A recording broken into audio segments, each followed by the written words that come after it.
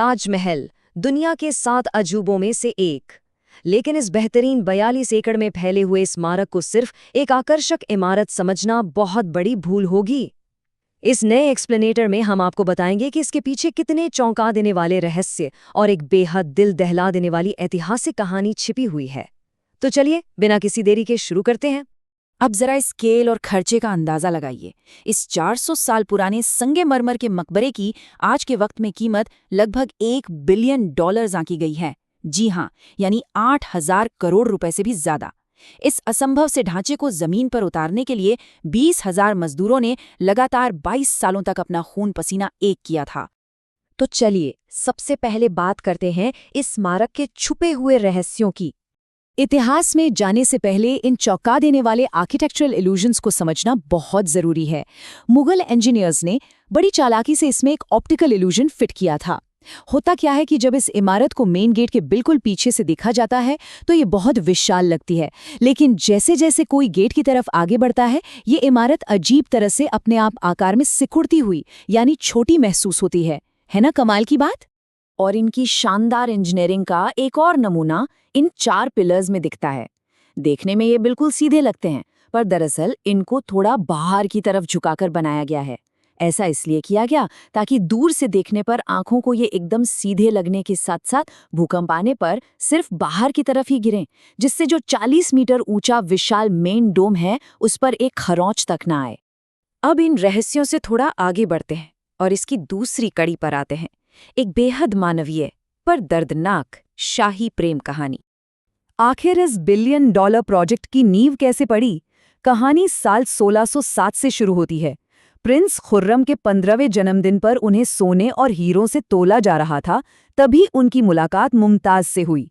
1628 आते आते वही प्रिंस शाहजहां बन गए थे, दुनिया के सम्राट जिनका राज भारत से लेकर अफगानिस्तान तक फैला था।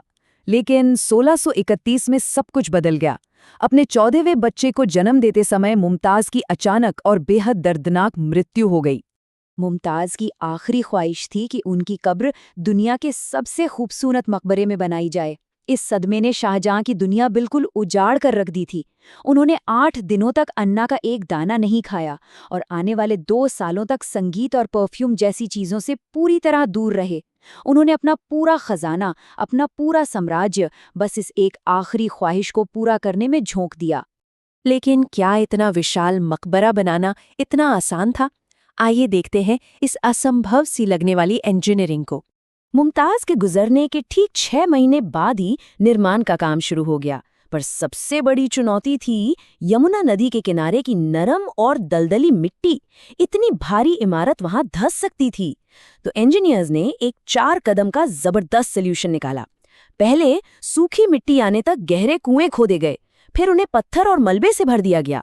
उसके ऊपर बड़े पत्थर के कॉलम्स खड़े किए गए और आखिर में, ध्यान से सुनिए, हाथियों की एक पूरी सेना को बुलाकर इस नींव को दबा दबा कर ठोस बनाया गया।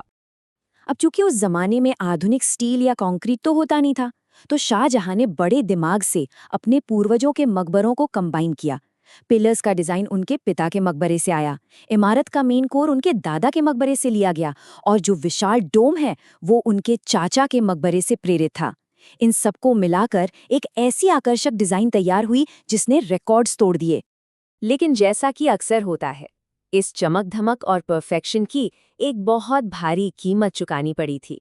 इस अत्यधिक विशाल निर्माण ने आसपास के क्षेत्रों और मुगल साम्राज्य को आर्थिक रूप से निचोड़ कर रख दिया था।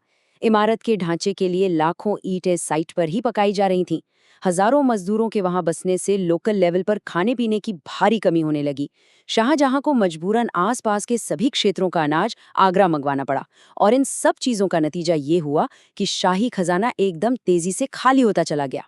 इस आर्थिक बोझ में एक और बड़ा हिस्सा था 400 किलोमीटर लंबा सफर। दुनिया का सबसे बेहतरीन मकराना मार्बल राजस्थान से मंगवाया गया, जिसके लिए हजारों हाथियों की सेना लगाई गई थी।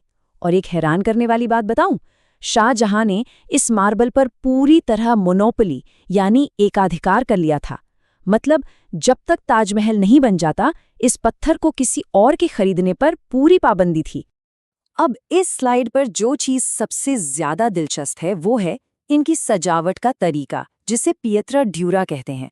ये संगमरमर को बारीकी से काटकर उसमें बेहद कीमती पत्थरों को फिट करने की कला है, और सच कहूं तो इसने इन सफेद पत्थरों में जैसे जान ही डाल दी थी। पर यहाँ एक सवाल है, इन पत्थरों को उस वक्त चिपकाया कैसे गया?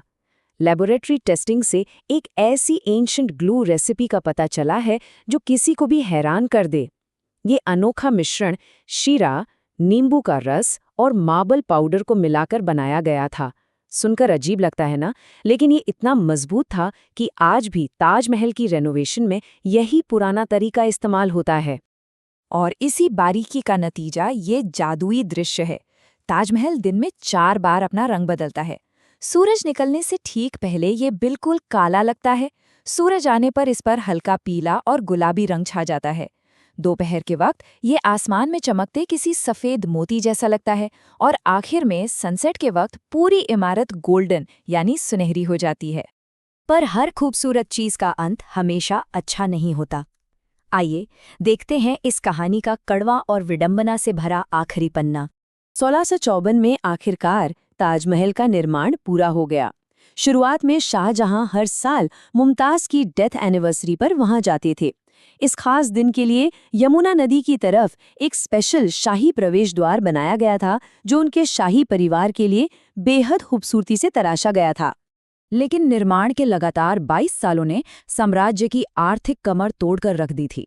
खजाना पूरी तरह से सूख चुका था। ताजमहल कंप्लीट होने के सिर्फ 4 साल बाद ही यानी 1658 में इसका नतीजा ये निकला कि शाहजहां के अपने ही बेटे ने उन्हें सत्ता से उखाड़ फेंका और बगावत कर दी। एक वक्त का वो महान सम्राट जिसने पूरी दुनिया पर राज किया और ये सबसे खूबसूरत मकबरा बनाया, उसकी जिंदगी का आखिरी वक्त एक कैदी की तरह बीता। अपने आखिरी 8 साल उन्होंने आगरा फोर्ट में कैद रहकर गुजारे। वहां से वो बस एक छोटी सी खिड़की से अपने ही बनाए उस ताजमहल को दूर से निहार सकते थे, जहां आखिर में 74 वर्ष की आयु में उन्हें भी दफना दिया गया। तो अब आखिर में बस एक बड़ा सवाल उठता है, क्या दुनिया के इस सबसे खूबसूरत स्मारक को बनाने के लिए एक पूरे साम्राज्य की आर्थिक बर्बादी और इसके बनाने वाले का ये दर्दनाक अंत किसी भी तरह से जायज़ था? ये सोचने वाली बात है। इस एक्सप्लेनर में हमारी तरफ से बस इतना ही। उम्मीद है इस जानकारी ने आपको कुछ नया सोचने पर ज़रूर मजबूर किया होगा। अपना कीमती वक्त देने के लिए बहुत बहुत शुक्रिया।